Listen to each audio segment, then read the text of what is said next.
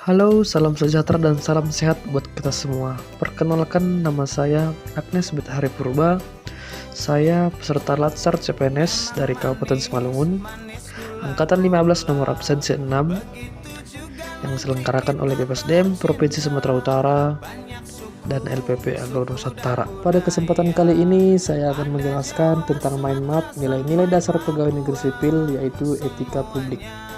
Etika publik merupakan refleksi tentang standar atau norma yang menentukan baik atau buruk, benar atau salah, perilaku, tindakan, dan keputusan untuk mengarahkan kebijakan publik dalam rangka menjalankan tanggung jawab pelayanan publik. Berikut gambarannya.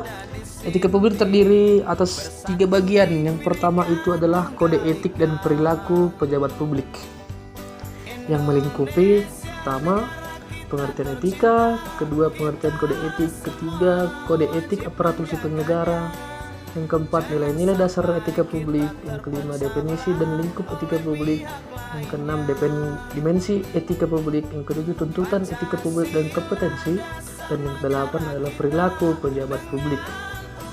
Bagian yang kedua adalah bentuk-bentuk kode etik dan implikasinya. Yang pertama, pentingnya etika dalam urusan publik. Yang kedua, penggunaan kekuasaan ataupun legitimasi kebijakan. Yang ketiga, konflik kepentingan. Yang keempat, sumber-sumber kode etik bagi aparatur sipil negara. Dan yang kelima, implikasi kode etik dalam pelayanan publik. Bagian ketiga yaitu aktualisasi etika ASN.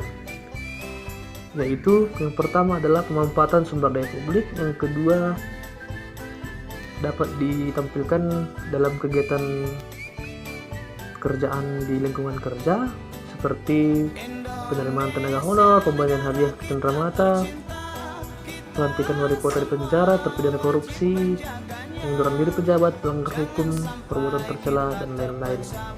Sekian yang dapat saya jelaskan tentang mind map etika publik. Akhir kata saya ucapkan terima kasih. Jika ada yang kurang saya mohon maaf. Horas.